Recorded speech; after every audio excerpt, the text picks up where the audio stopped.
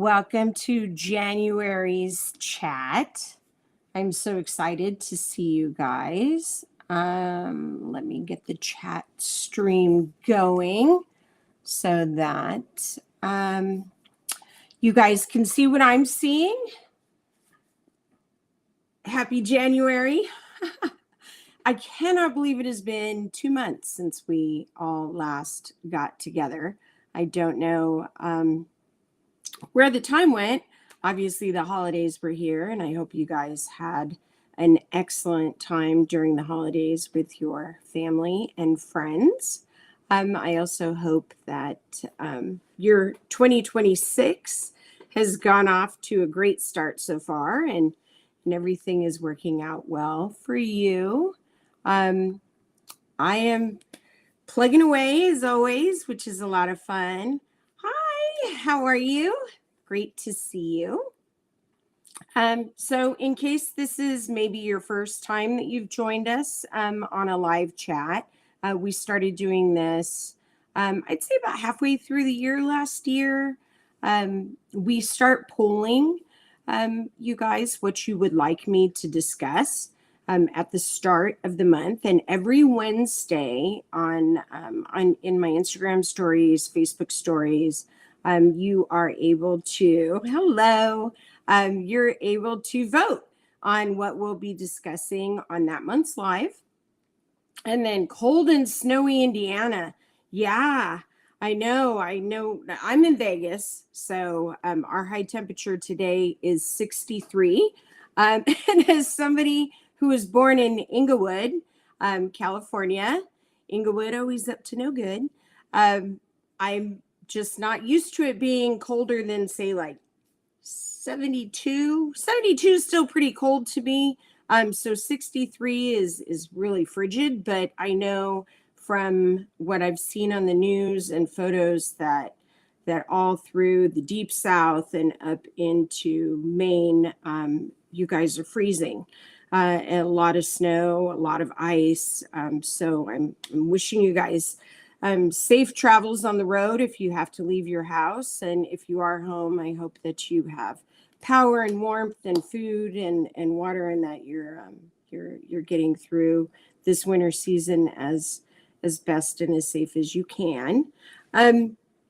So every Wednesday we do our polls where we ask people to vote on what their topic, the topic of the month is. And this month, it was writing. And then from writing, it went into storytelling. And then from storytelling, it went into characterization. So I'm going to discuss a bit about my characterization process and how that works. For me, if you're a reader, it's just some fun, interesting information about my writing process and how we get the characters that we end up knowing and loving in the end result books. And otherwise, if you're a writer, then I want to say that every writer's process is going to be different, and your process as a writer is going to be different. And so I always recommend that 73 SoCal. Yes, see, I'm as a SoCal native, I have been. We call them Las Vegans. Although I am not vegan. Those of us in Las Vegas say that, that I have been here long enough now, 13 years. They say if you live someplace for 10 years or longer, you can consider yourself, like that is your hometown now after 10 years. So it's been 13 years in Vegas, but was born in Inglewood. Grew up in Los Angeles, ended up moving south, went to Gardena, then down into Orange County, Anaheim, down into San Diego, Oceanside, Carlsbad, and then eventually reached the point where we weren't going to be in the United States anymore. So we started moving inland instead, went into Riverside, the Temecula Valley, and then eventually ended up here in Las Vegas, which is probably where I'll be staying forever, but I do absolutely miss the wonderful, beautiful weather in Southern California. Now back to, if you're a writer, when you hear my process, like take the information that you can use.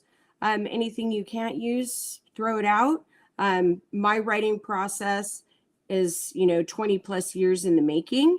And I started, by taking classes and listening to other authors and learning what their process was and figuring out what my process is and taking the information that I can use and discarding the information that I can use. So, hopefully it will be the same for you here with this particular topic of characterization.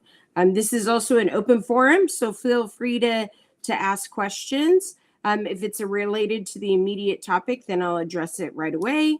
Otherwise, as we get to the last 20, 30 minutes of this hour-long live chat, then I will go back through the comments and make sure that I try to answer questions if possible. A lot of people ask about film adaptations. I could say, please visit the FAQ on my website. There's detailed information there about the status of options and film projects. So that will recap everything that you need to know regarding that. And today, we're going to talk about writing and storytelling and characterization in particular. So my characters, I have to say, for me, come to me fully formed.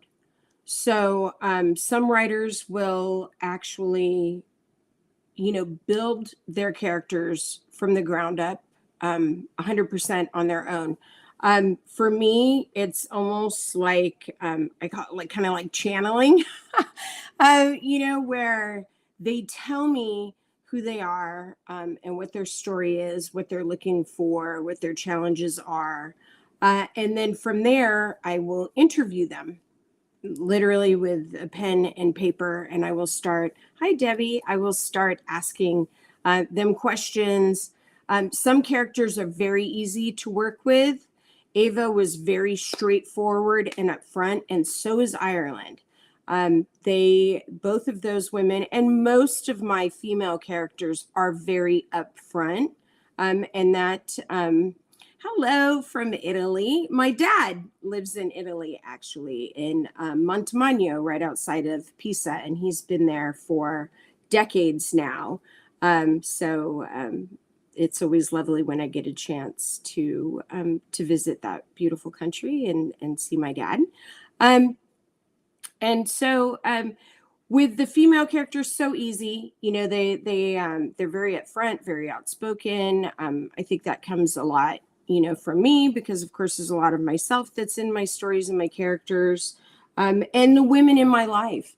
I was raised by a single mother. My dad was in Europe for most of my childhood. And so I've just been surrounded by very strong, ambitious, independent women. And I think that's reflected just in myself and my personality, and also in the women that I surround myself with, my friend circle, the people that are close to me. I'm hopefully raising my daughter the same way. And so the female characters are typically pretty easy. The men can sometimes be easy and sometimes be very hard. Gideon was extremely difficult. He's very closed off. And Ronan, in a lot of ways, keeps things very close to the chest. I learned a lot about him just from what he chooses to share with Ireland versus what he chooses to share with me directly as the writer. Gideon was very hard. He didn't start participating until Captivated by You, which is why he didn't have a POV until that point. Anytime I tried to interview him, question him, ask him why he, made decisions or said something that he did. Baton Rouge, hey, hello from Louisiana. I don't know if you know, but my best friend lives in Louisiana. She is in Destrehan.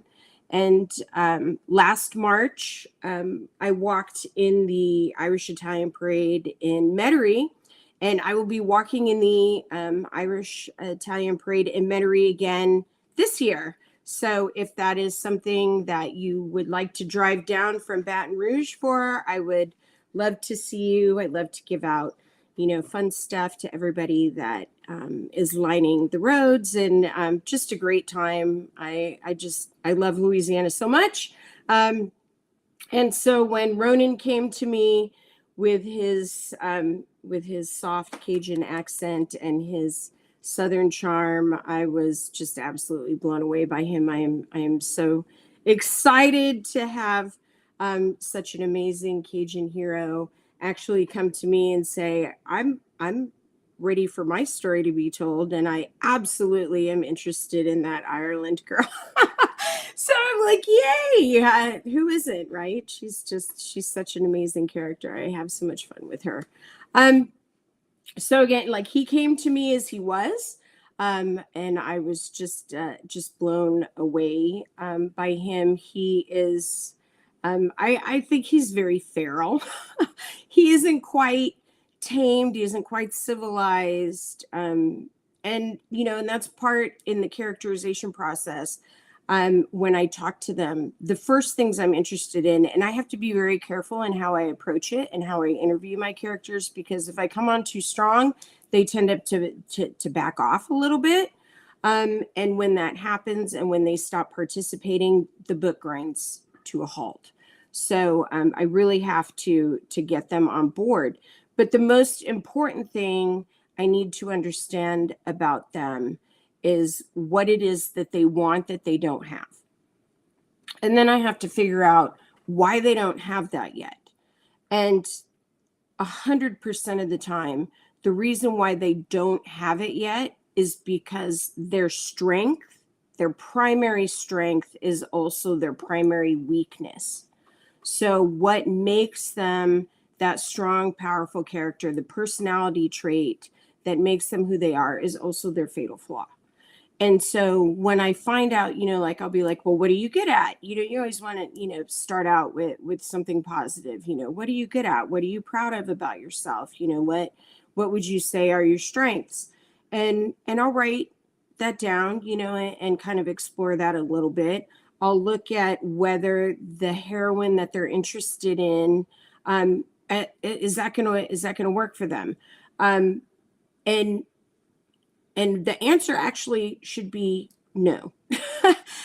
You really want to have characters who have different strengths, and who have different failure points, what we call like the splinter, that is just there, and it's bothering them and they can't get it out.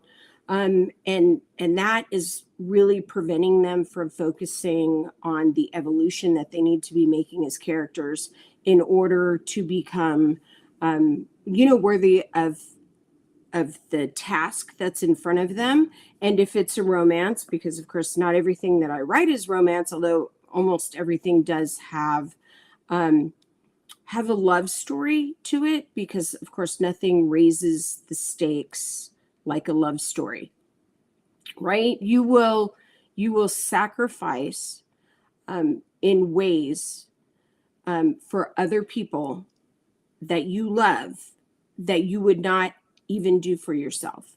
It is a very strong and powerful motivator to change. And in the course of a story, the character has to change.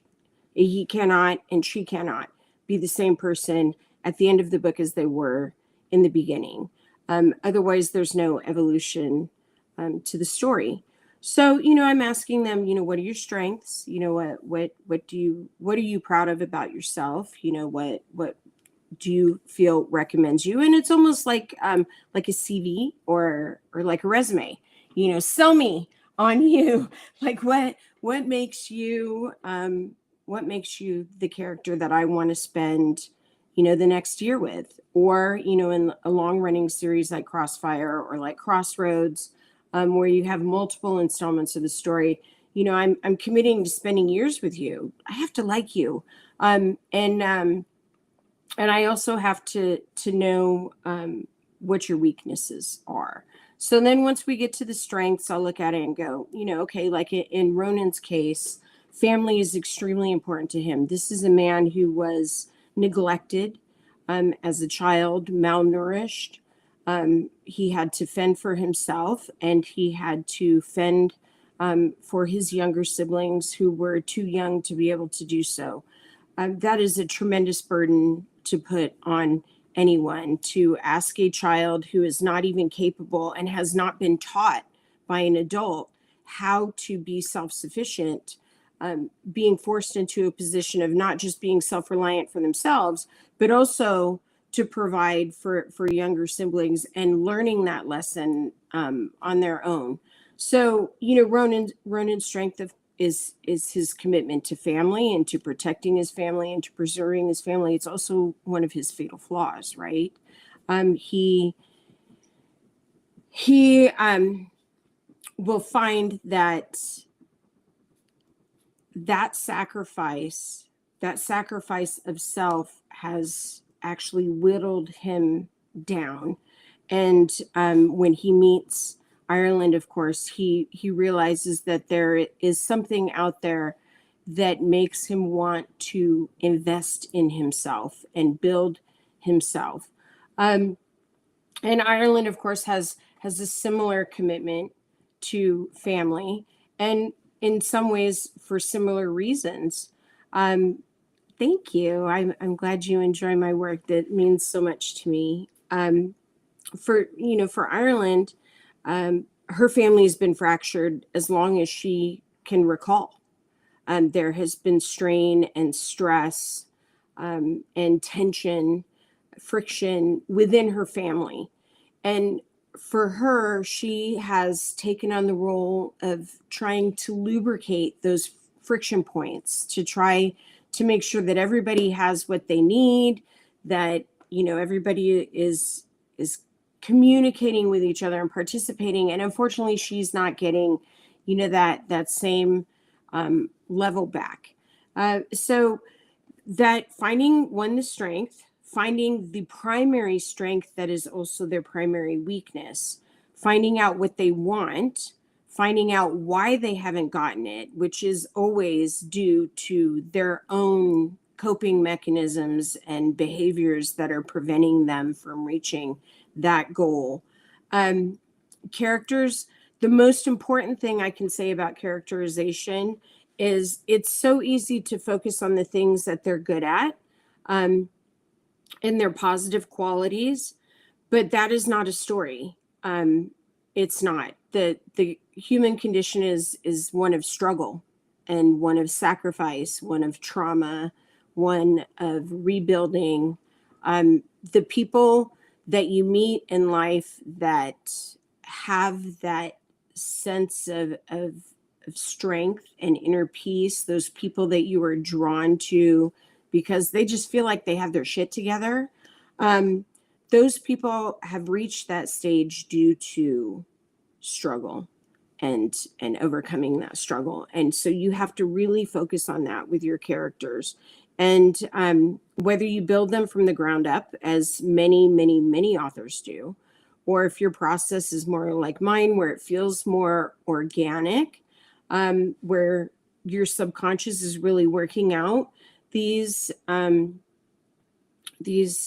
character flaws and pivot points, these pinch points in their lives, and it comes to you really in large part kind of already together.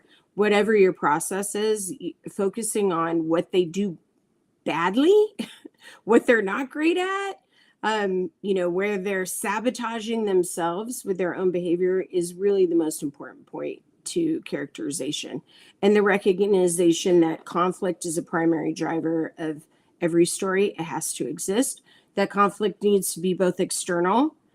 I need to get this thing and I can't get it. You can't get it, one, because there's an external reason why you're not getting it. And that goes into plotting and conflict, which we're not discussing today. But if it's something you're interested in me discussing in the future, then absolutely participate in those weekly polls every Wednesday.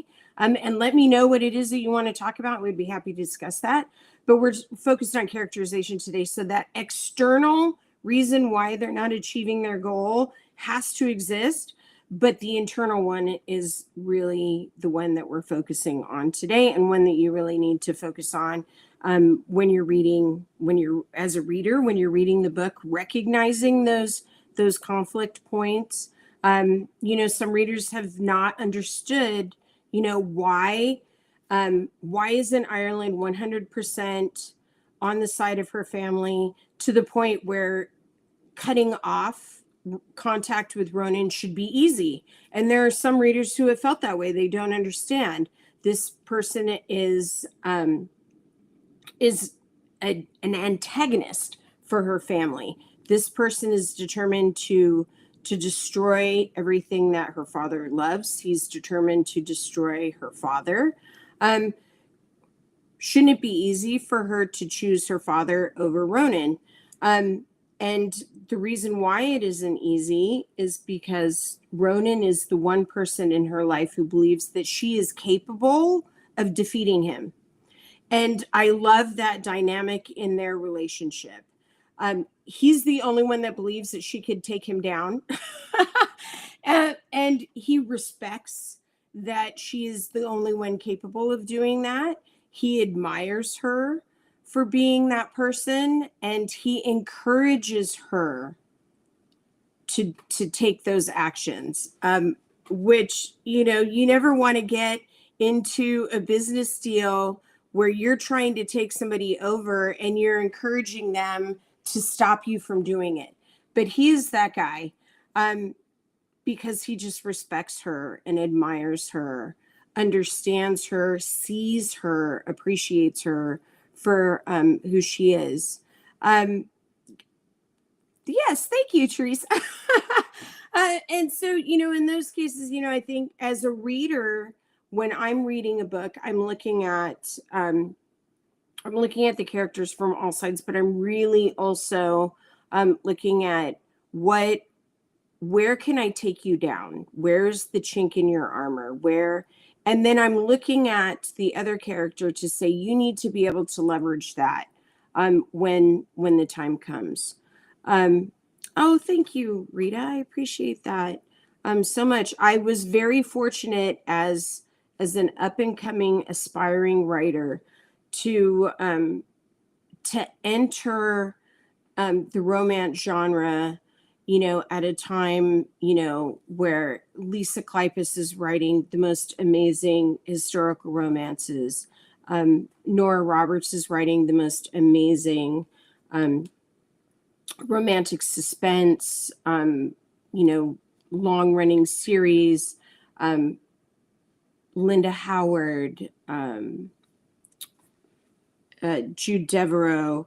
I'm honestly, the list. It just to be surrounded by writers of that caliber, to be reading their works, to Beatrice Small, yes, absolutely. To learn from them, to be able to listen to workshops that they've given, and just to see as a reader in reading their works, the points where the brilliance just really makes you sit back on your heels and re-examine what you think about writing and reading and characterization and storytelling. Stephanie Lawrence, yes, absolutely. And I really wish that publishers were better at maximizing their backlist. Those books are still brilliant and beautifully written. They have a level of skill that we're not seeing as much today, and that is no shade on new up and coming writers. I had so many more tools available to me when I got started than is available for writers today. Romance Writers America was a huge powerhouse at the time that I started. And if you were writing romance, you were there. Now, Janet Daly, the one thing I can say about Janet Daly is if I remember correctly, is there's plagiarism with Janet and Nora Roberts. Correct me if I'm wrong about that, because you never want to be wrong about something that is that serious. And I don't want to really close my screen and get too far into it. But look into that and make sure. I know that Nora Roberts ended up suing a very prominent writer for plagiarizing her, and was proven to be correct. So, and that, and when it as a writer, being plagiarized, and unfortunately, I have been plagiarized so many times. Writers who have just stolen my entire story. Sometimes they change the character name, sometimes they change the city, but word for word, scene for scene, it's my story. And they're out there, you know, hearing from readers what an amazing writer they are, and they're going, oh, thank you so much. And I just don't understand. I do not understand how you can take pride in stealing somebody's work and putting your name on it, how you can feel any sorts of satisfaction or anything about that. But it's happened to me many, many, many times, and it's brutal. And so it's probably, in addition to AI tech firms stealing our work to train their AI bots, it's really just such. Kathleen Woody-Wiss, 100% was a very huge driver of for me as a reader, and is one of the reasons why I was so committed to becoming a writer. I knew at 12 years old that I wanted to be a novelist, that I wanted to write books, that I wanted to tell stories. In all honesty, that was just ripping your heart out, the way these amazing writers, it ripped my heart out. And Kathleen Woody-Wiss was absolutely, she was such a huge inspiration for me as a writer, that my daughter's name is Shanna, which is one of, I believe, Kathleen Woody-Wiss's most epic novels is called Shanna, and the lead character's name is Shanna, and so I named my daughter after a romance novel. So and she's 23 now, so that will tell you that how much romance novels and other writers have informed my own storytelling and how I approach my work.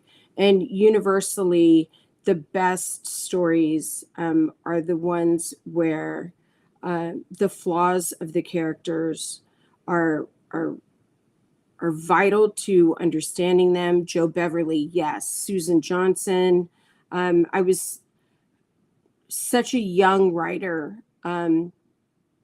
when my publisher reached out to me, and my editor reached out to me and said, I want you to write a novella, and I'm going to put you in an anthology with Susan Johnson.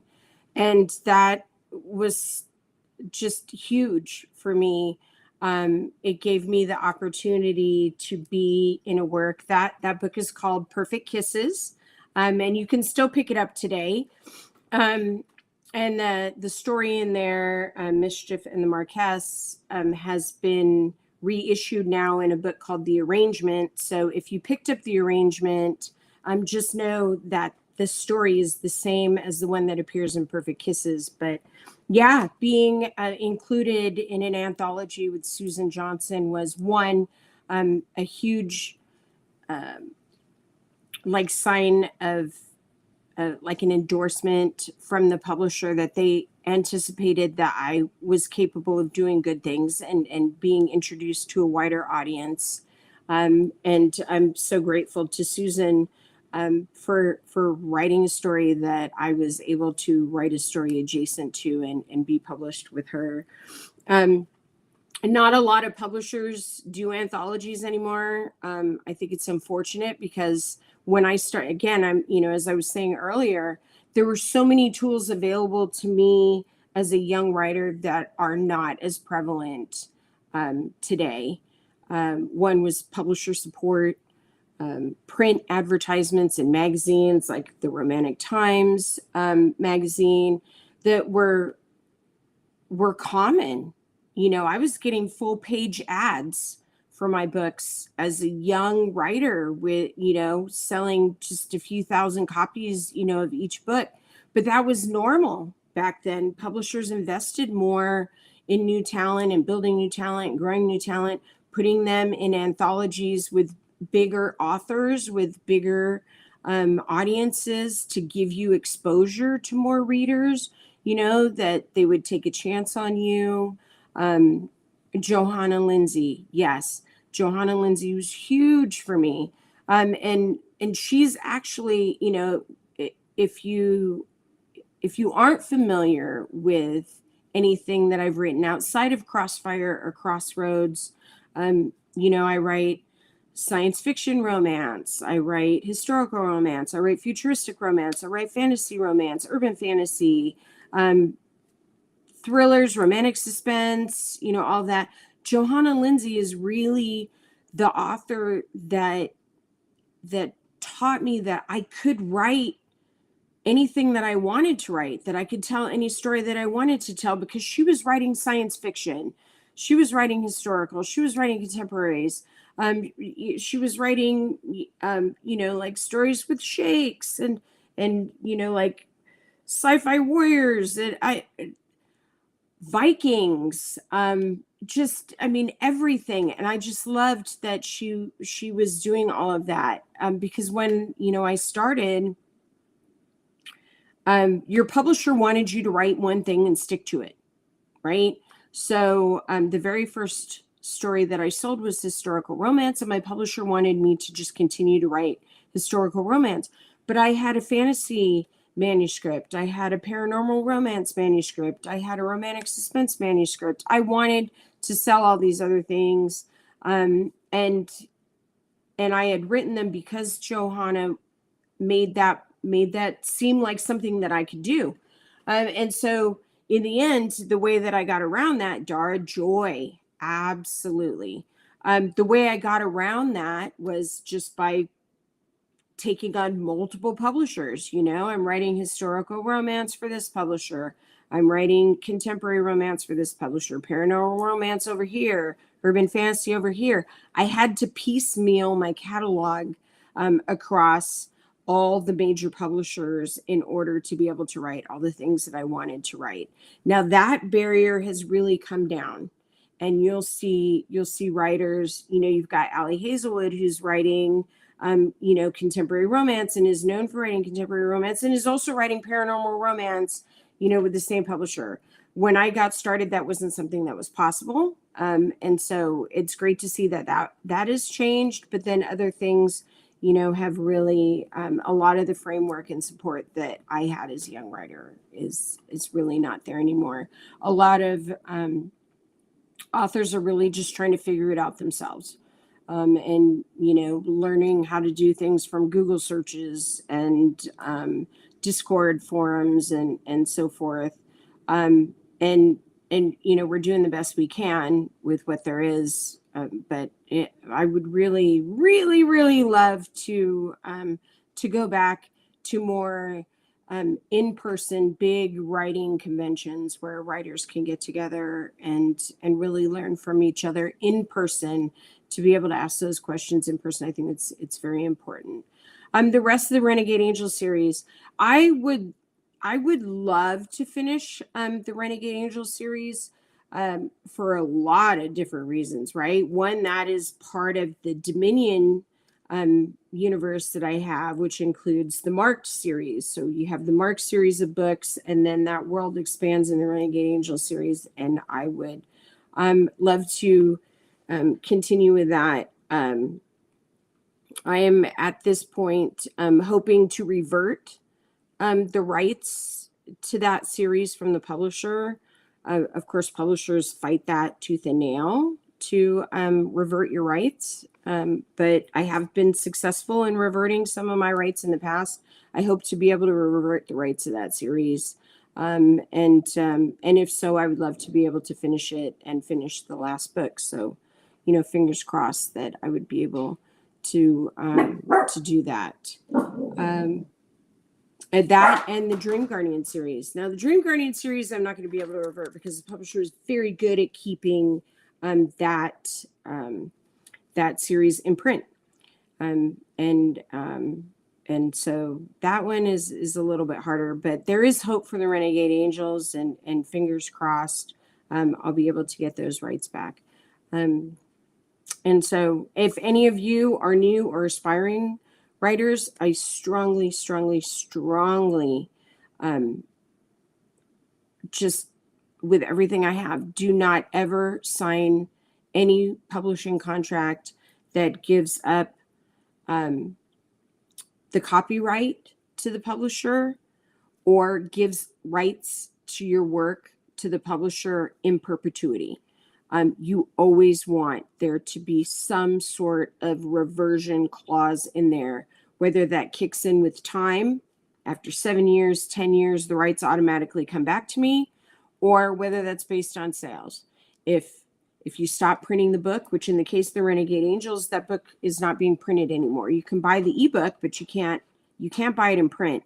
And if you guys are looking for print editions of the Renegade Angels series, I will tell you that I still have a few copies left for sale in the Beyond Words bookstore on my website, where we have what's left of many of these titles. So like the Crossfire series, the original covers that had like the cufflinks on them or the bottles of perfume, depending on whether you bought the UK edition, which if you didn't know, the UK edition of the Crossfire series initially had all of Ava's accessories on them, diamond necklaces, perfume bottles, so it was all of Ava's accessories.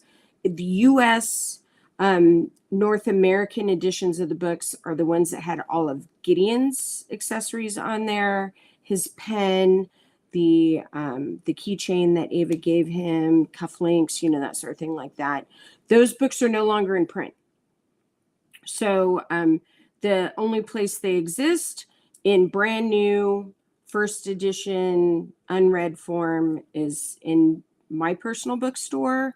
And when they're gone because those books are now printed as of the 10-year anniversary with the beautiful stone agate covers. And so that moving forward is the edition of the books that you'll be able to purchase and find new. Getting rights back to things, being able to do things. Just a quick announcement while we're talking about reissues, reversions, recovering, and that sort of thing. This month, 7 Years to Sin, which is a historical romance of mine, hugely popular book, New York Times, USA Today, #1 Sunday Times bestseller, very popular book. We have repackaged it, and this is the book that is being given away in my monthly contest. So if you didn't know about that, every month I do a giveaway on my website, sylviaday.com, and I give away something, books, bags, all sorts of different things. So if you would like to, get a copy of this book, it was released with this new, I just love this cover. I just love it so much. It's just like romantic and beautiful, and I just adore it. But if you would like a chance to win a copy of this, then go to the site and enter. All you have to do is just enter. There's no requirement. There are, if you want like extra entries, you can do things like follow me on YouTube, Facebook. Most of you probably are. But you can enter to win this. So, and the winner will be picked on Saturday. 3 winners will be picked to win a copy of that book. Oh, you did. That's right, Wendy. That's right. Yeah. So anyway, that's the contest this month. And we do one every single month. So we announce it on the first Saturday of the month, and we pull the winners on the last Saturday of the month. It's all chosen by algorithm, so everybody's got the same chance of winning. And we've had some people win multiple times. So, entering every month, there's always the chance that you'll be, the winner. Or one of the winners for that month. We usually try every once in a while. We'll have like a big one, like in December. We did like a book themed tote bag and 3 books, and the bag and 3 books went to one winner. So sometimes we have one winner that wins a lot of stuff, but usually we have multiple winners winning, multiple prizes. So that's super fun. So anyway, so there's 7 Years to Sin. And the contest, let you know about voting for your favorite topic that you would like me to discuss in February's live stream that we'll be doing. If you guys have any questions, I would love to answer them. Side characters. Okay, so for me, one, it's hugely important that that you get to know the people that are in the lives of the main characters. Their friends, who their friends are, what their friends' strengths are, what their friends' weaknesses are. You have to know that too. And a lot of that information will not end up in the book, but it informs you and it informs the character, because the people that someone chooses to surround themselves with will tell you a lot about them, right? And so it's important that you know them and that they are as well-rounded as the main characters. One of the biggest compliments that you can give an author is to say, "Are you going to write a story about?" And it's a secondary character, because that means that character was so well fleshed out that you knew them. You knew what made them tick. You knew a bit about some of their weaknesses. You knew what they're contributing to their relationship with the primary characters. And you want to know more, and you want to see them have their own story and have their own resolution. Every single character in the book should be well rounded in that way. If you're writing a single title in which the book begins and ends in that one story, you don't have to read anything after it or before it, and that's it, you get the whole thing. They still need to be well fleshed out.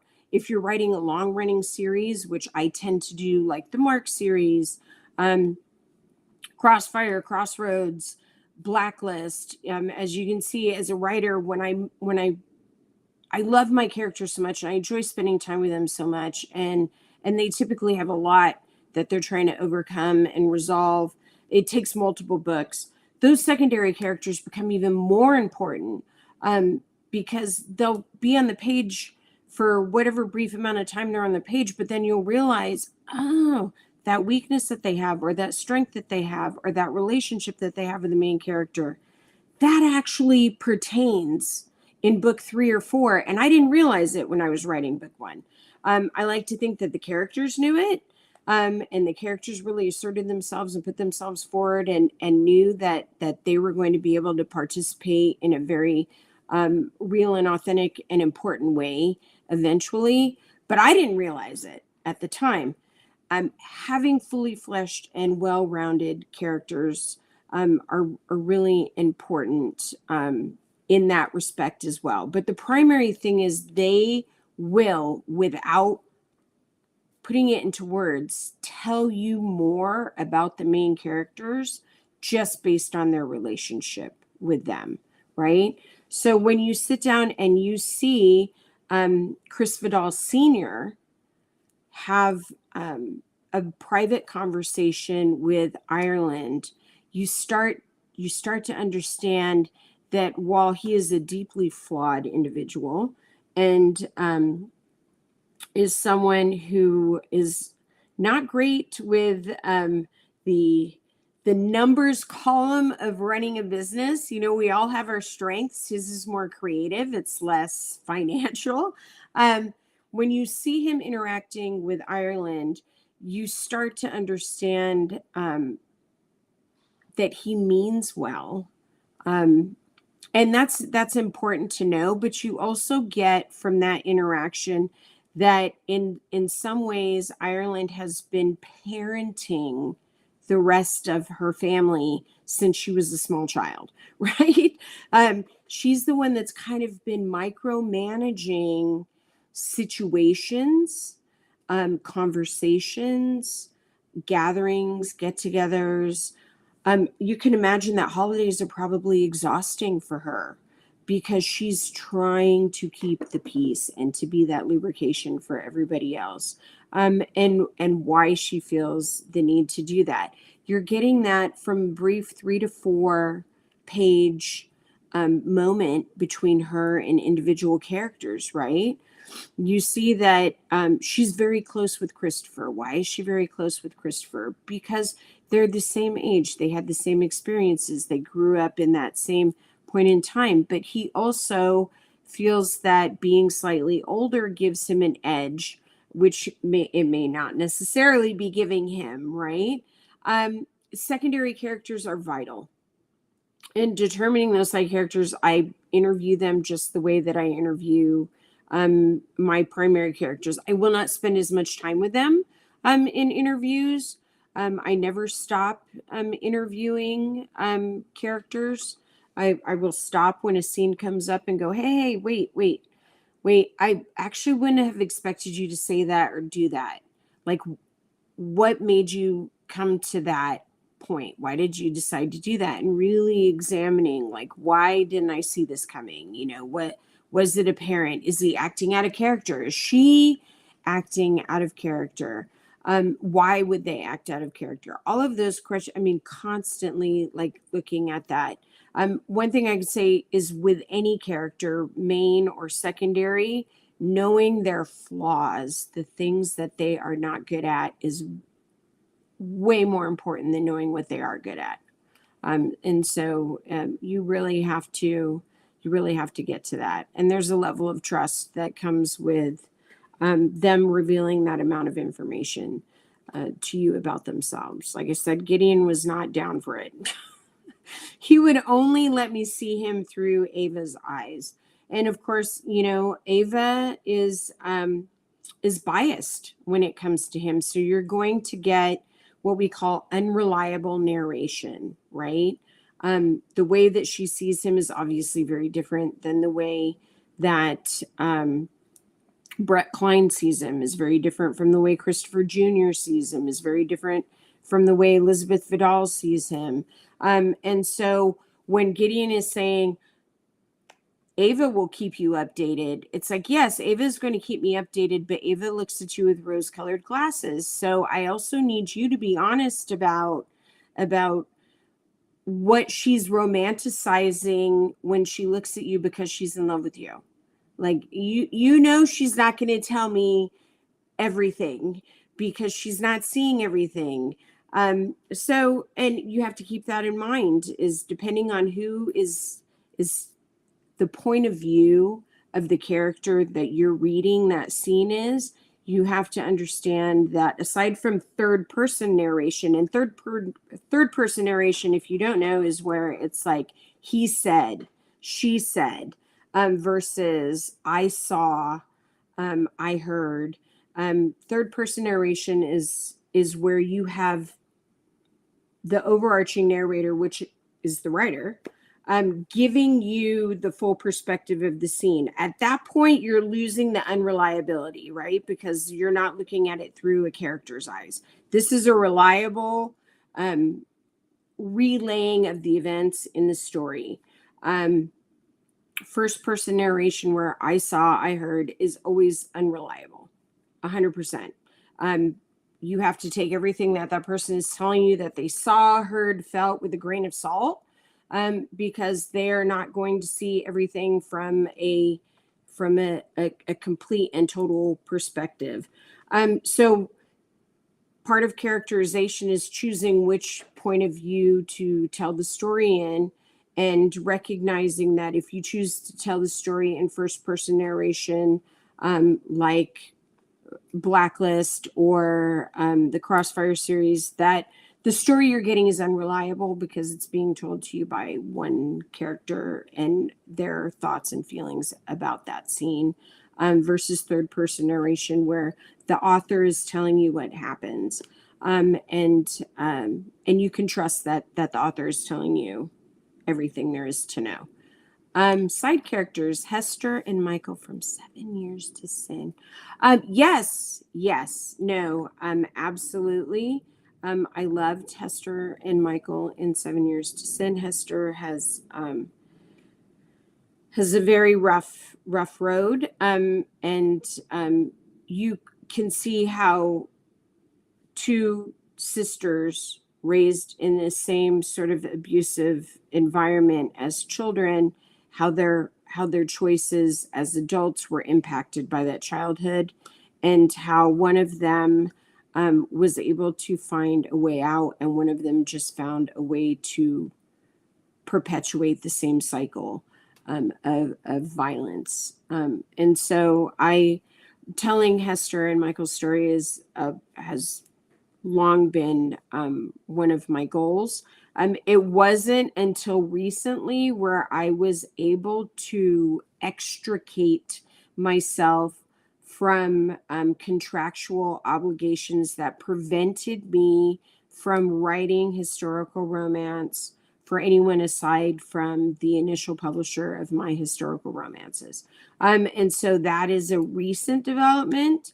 And I'm very excited about it. It affords me the opportunity to be able to write historical romance. Now, one thing to keep in mind is when I started out my career and going back, I knew that I wanted to be a novelist when I was 12 years old. I knew I wanted that to be my career. I knew that that was where my strengths lied, where my passion is. So from 12 years old to the time that I started writing my first book, stories were developing and growing and building in my head. And when I first started writing, it was like a dam burst, right? I was putting out 4 full-length novels a year and 2 novellas, because I was given the opportunity in writing novellas to be in anthologies with other authors, which is beneficial for everybody involved, right? It gives you all a chance to be introduced to the readers of the other author's work, and for them to be introduced to your readers. And it's a great way to give readers, a package of new authors and familiar authors. And I was able to keep that pace for many years. Many years. I would say for almost the first decade of my career, I was able to keep that pace. And then a combination of things happened. One is that the backlog of stories that I'd had in my head when I started to be exhausted, right? All of those stories that have been building for so long, I have now written them. They're available to read. Those are out. So now it's like about crafting new stories. And in crafting new stories over the course of my career, I have become much more strategic in how I create the stories, how much conflict is in them, how many characters are in them, how complicated the story is, how complicated the characters are. All of those things began to take more time. And so as time went on, it started taking me longer and longer to write books. And so less books were being released at a time. And now, at the pace where I'm at, a 1 book a year pace is pretty comfortable for me, in that when I present the book to you, that level of perfectionism that takes me so long to achieve, I feel like I'm as close as I'm going to get to it when I hand the book to you. And it is important to me that when you get the book, I feel like I've given you the absolute best work that I could possibly have given you. That I feel like it's a really good representation of me and my strengths, and I'm proud of it. And so when we talk about, can you write more paranormal romance? Can you write more historical romance? Can you write more thrillers? Can you write more urban fantasies? Yes. I mean, of course, it's just how long it takes me to put that book together, and then what is not being written in order for me to write that. What is in the most demand? What do readers want? It's like if I spend a year writing a book and 5,000 readers really want that book, and I really want to make those 5,000 readers happy. On the flip side, there's a million readers who wanted something over here and they're not getting it. And so you have to weigh that as well. Are you meeting consumer demand? Are readers getting what they want to get from you within your capability and the time limits that you have? So all of that comes into play. I tell you, I wish all the time that I could write 4 books a year and have one be historical and one be an urban fantasy and one be the wrapping up of the series and one be the continuation of another series. I would love to be able to keep that pace, and I just can't. I can't do it and give you books that I'm proud of and that I feel will give you what you want. So, I was wondering, am I ever going to get to the point where I'm out of my head more and more focused on just letting that channeling happen, just letting the story flow and give you what you want, and be able to speed up the pace and give more books. I can't say that's never going to happen, because it's possible. I still have a million stories that I want to tell. And I'm not getting any younger here, guys. 20 plus years into my career. I'm glad I started young. I'm glad I've still got another 20 some odd years in me. Is that enough time to tell all the stories I want to tell? God, I hope so. I hope so. I mean, in my perfect world, when I hopefully pass in my sleep, when I go to bed that night, I'll think, I have told all the stories that I had in me, and I'm really happy that I'm not leaving this world with something unfinished. That is my hope. Really. Oh, absolutely. I love talking about writing. I love talking about reading. I love talking about storytelling. It was so vital to me as an up and coming writer to learn about the process of other authors. And there's no reason to gatekeep. Every single person on this planet could be a writer and putting out a book, and there would be a reader for that story. There is definitely not a situation where there's market saturation, or I can't tell the story because there's too many other writers telling stories. That is absolutely not the case. We can all be putting work out there and reading. And that's the number one thing I tell other writers is it is so vital that you continue to be a reader, that you continue to be an avid reader, that you continue to refill the well, and consume books, support other authors, support other writers. This is a really, really, really tough business. And it's not just writing or publishing, but being a creative person, somebody who makes their living off of their art.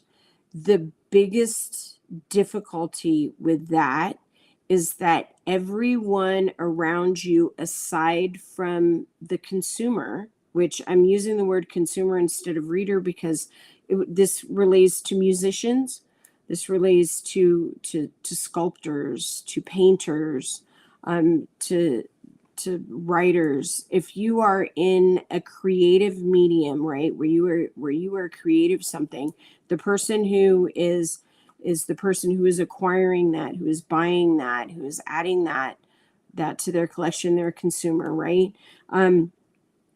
They are the only person in your equation who is there to celebrate your work. Everybody else around you, your agent, your cover artist, your editor, your publisher, the booksellers, all of those people are making money off of your work. Okay. That's what they're there for.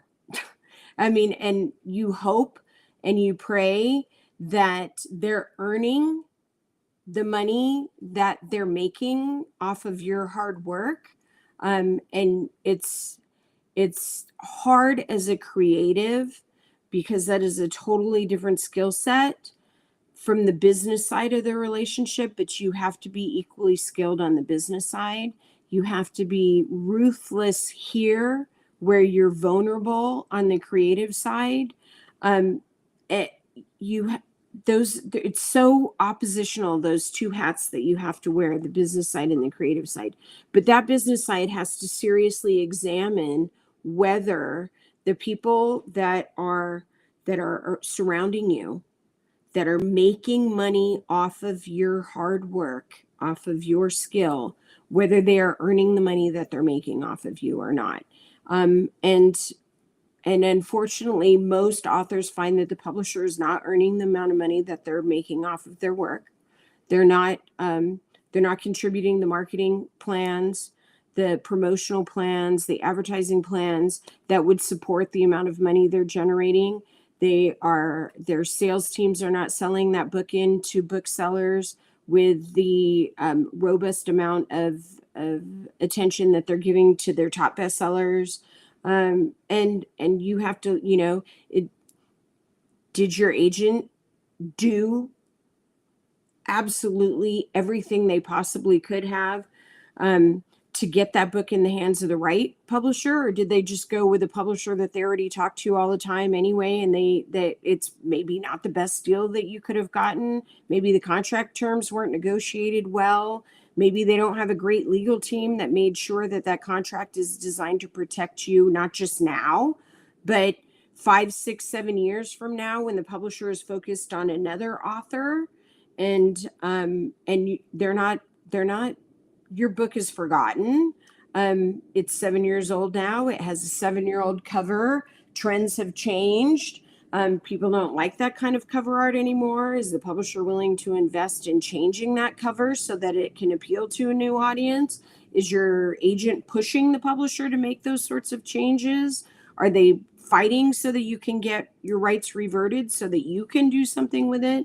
Really examining the network around you and making sure that that they're not just what's the word that I'm looking for? They're not like, like a mosquito. They're not just like a parasite. That's the word. That they're not just a parasite, that they're not just generating money off of you, but not actually contributing to generating more money for you, and making that system work. That side of the business will drive many, many, many writers to quit. And I can tell you that in the 20 years of my career, the number of authors that were writing books when I started that are still writing new material today is minuscule. Minuscule. I would say 99.99999% of those writers gave up. They were beaten down by a system that took advantage of them, that didn't celebrate them, didn't support them, didn't give them room to nurture their creativity, to grow, to craft the best work possible, to position things well. And it eventually, the creative process is so draining. It can really wipe you out. When I finish a book, I'm just really just like jello for 6 to 8 weeks after a book has gone through final proofreads and everything.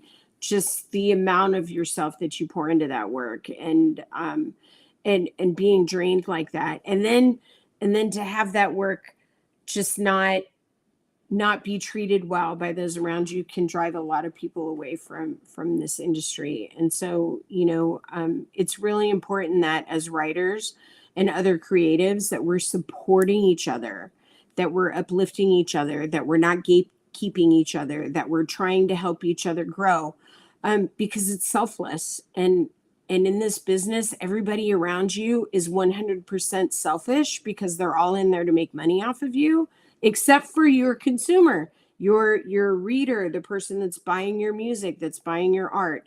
Those people are the only ones that are refilling that well and supporting you in ways that allow you to sustain yourself and to continue to generate new work.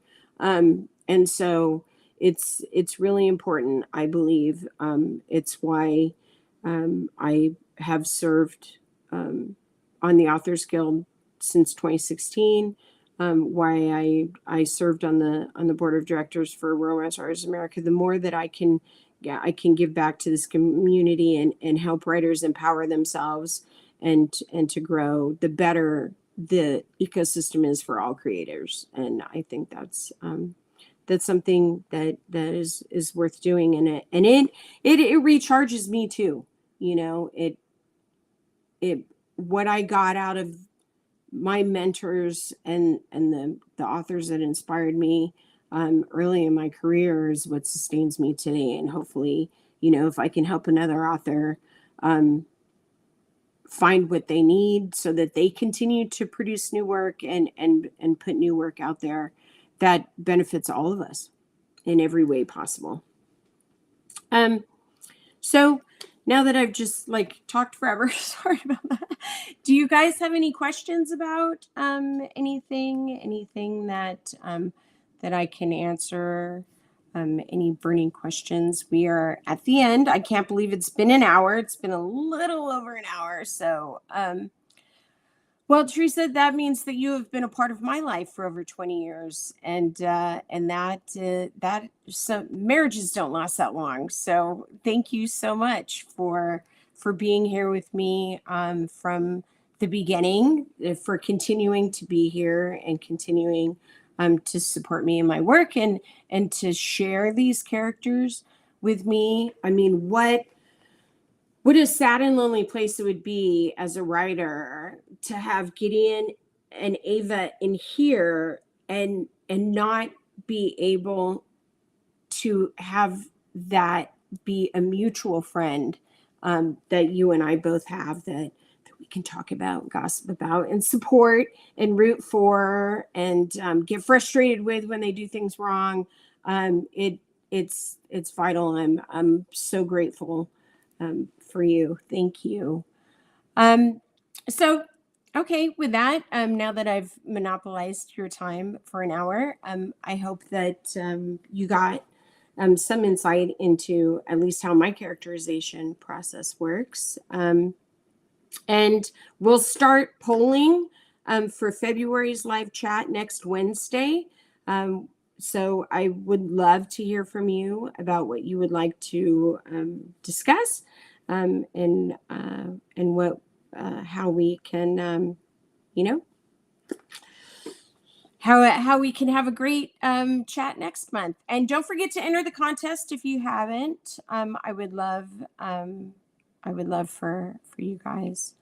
Thank you guys so much.